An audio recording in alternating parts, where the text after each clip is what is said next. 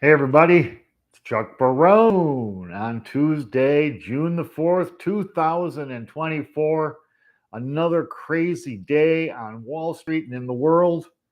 This story is today. Some interesting stuff today we got to talk about. Not a lot of economic data today, but some really interesting stuff. You guys are going to enjoy the show. Before I get started, though, let me take a half a second. As always, welcome everybody to the show. Good to see all my friends on the chat over here.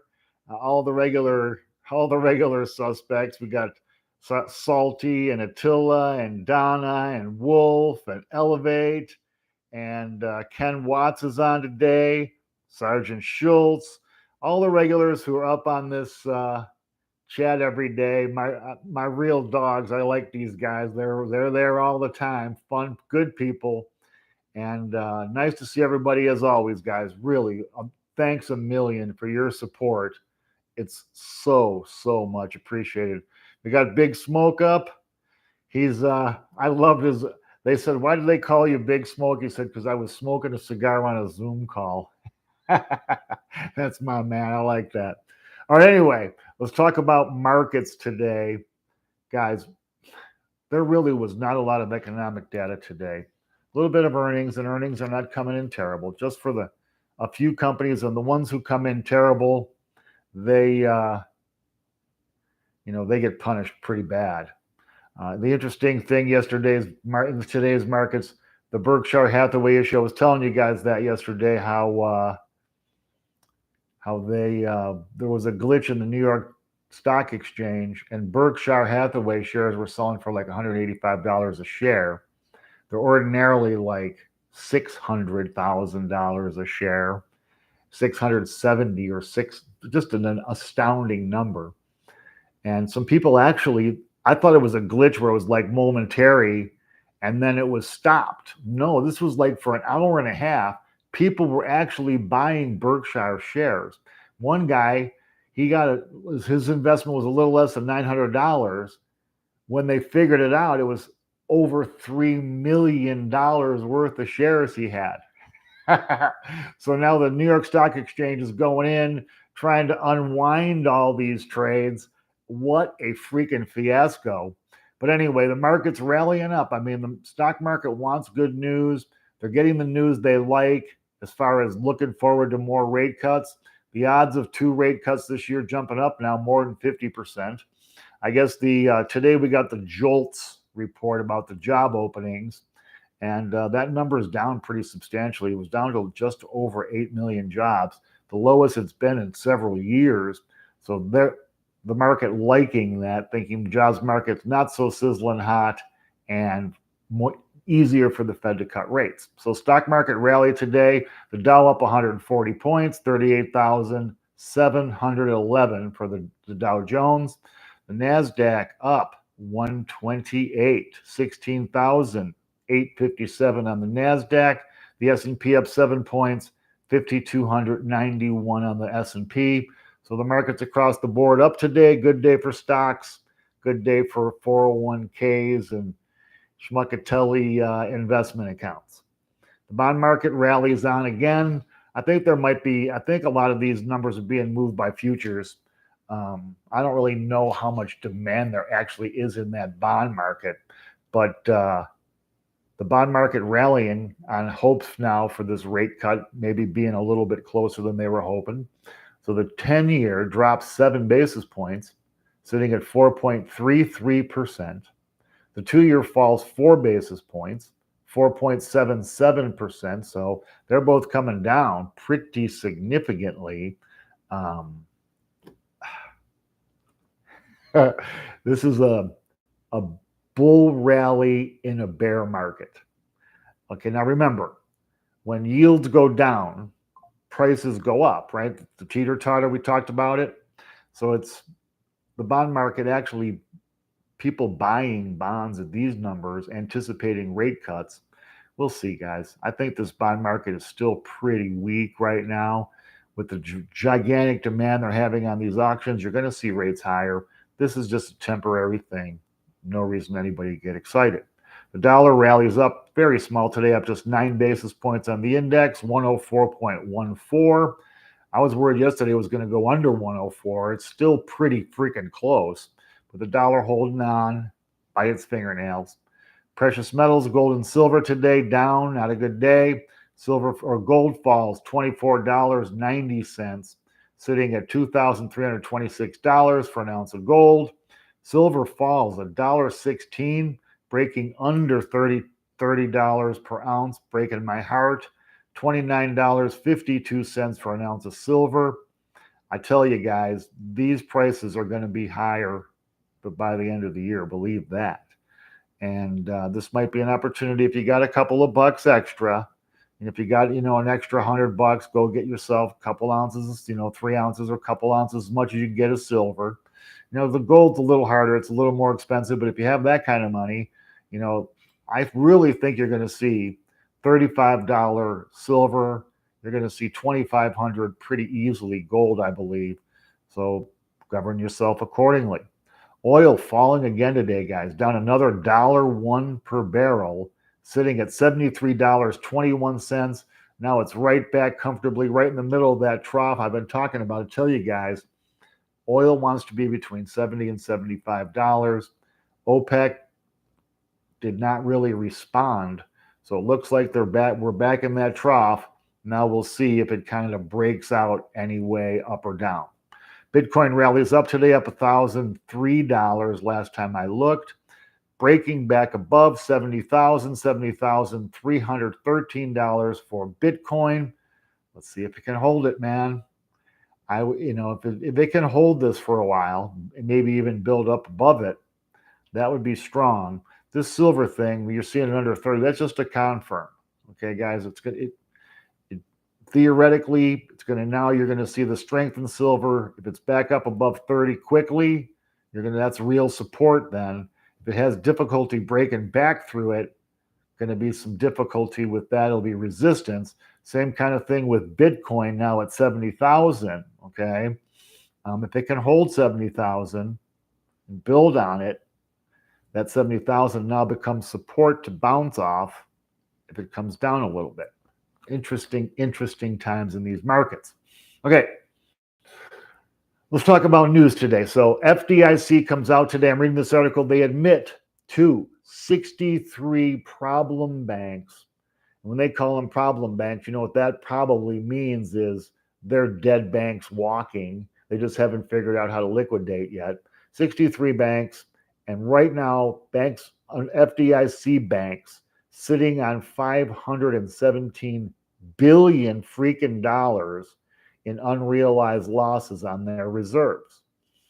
Jesus, man, that's a big number. Somebody's going to have to eat that sooner or later. It's going to be fascinating to see it.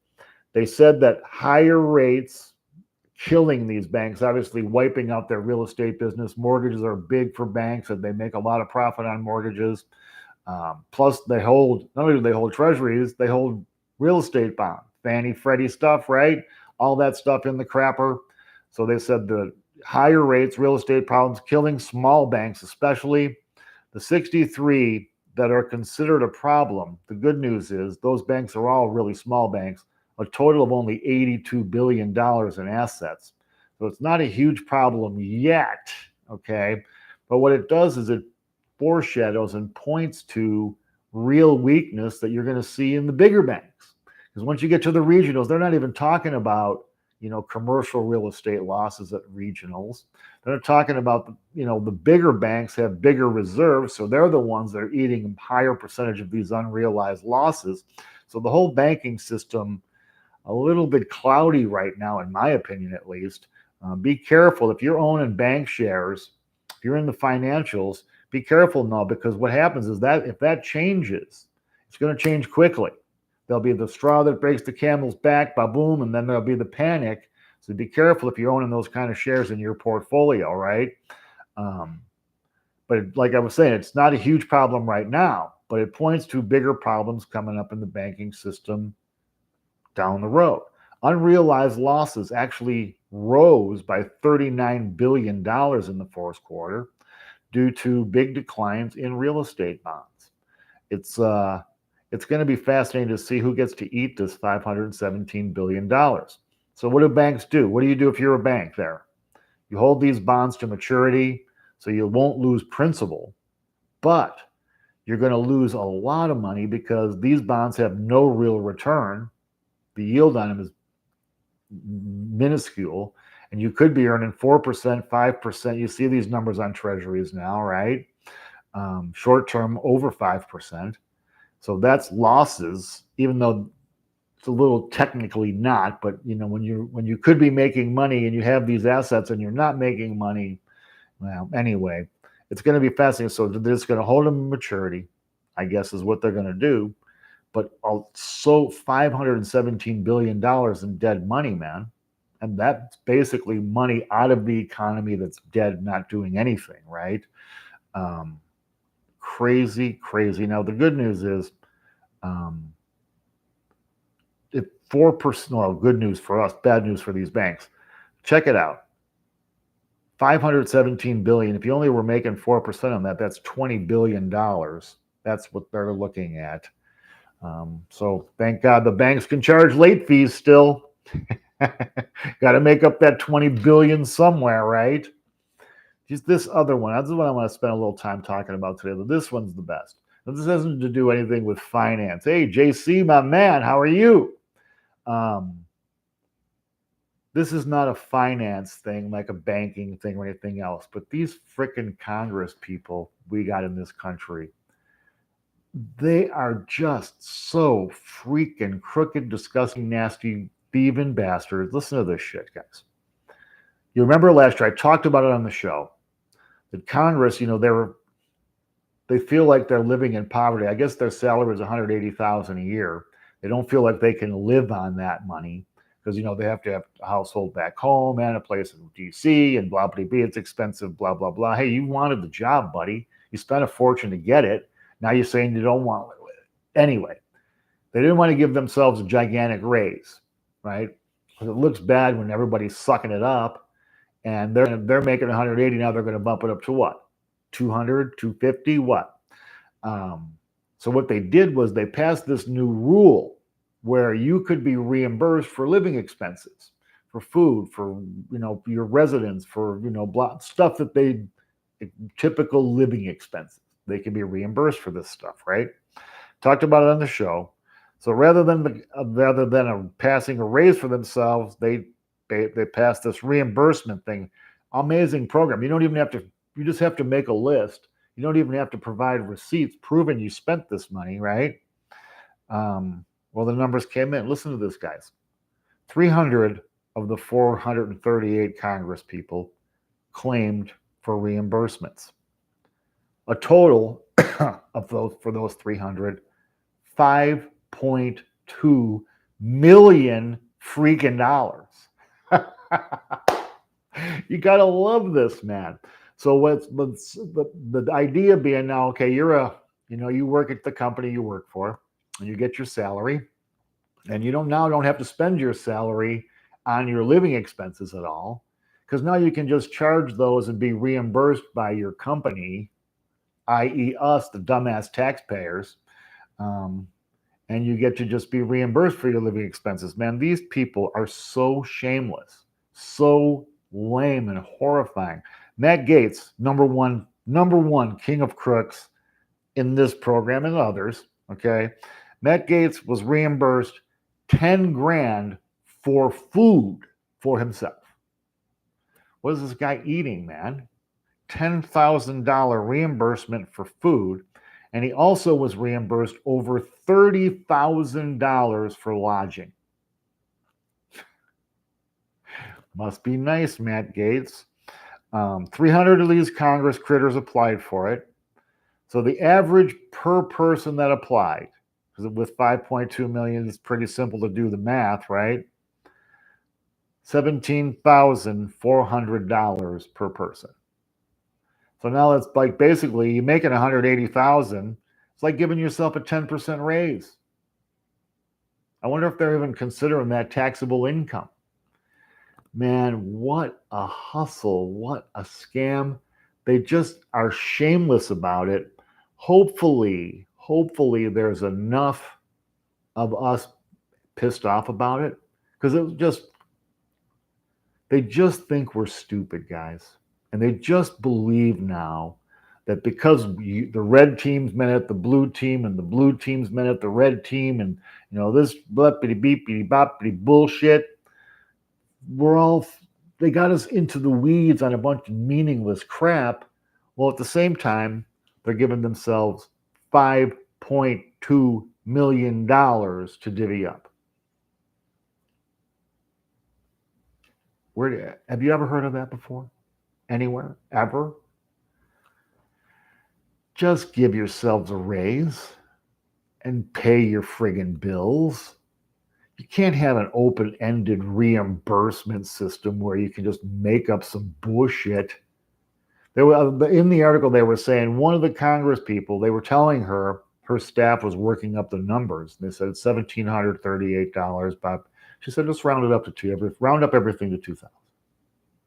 They're trying to explain to her that would be unethical. She didn't care. She insisted. I mean, guys, when is enough going to be enough for us with these freaking losers, man? They don't do anything for us. They pander endlessly.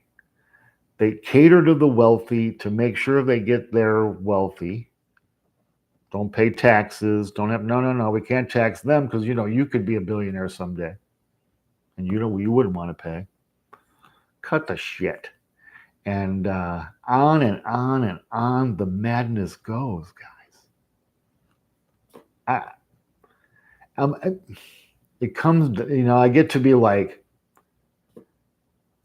I'm trying to find a way to make it sound as outlandish and incredible as it is. When I first started voting, and they would have never, ever, ever been able to get away with this. I'm going to reimburse myself $10,000 for food. Bro, really? So guys, then they wonder why the public's pissed, right? And there's families that don't spend $10,000 on food in a year. It's crazy.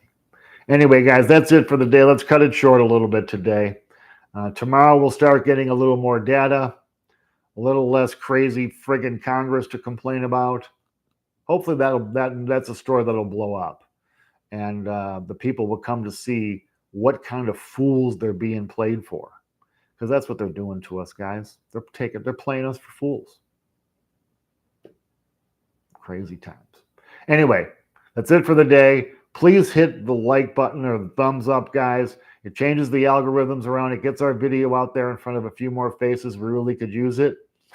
I will for sure be on comments today. So hit me up in comments if you got anything funny to say or question to ask. Tomorrow, more madness. Hopefully the market's only not the friggin' Congress. Anyway, guys, I'm out. Until tomorrow. Take care. Thanks.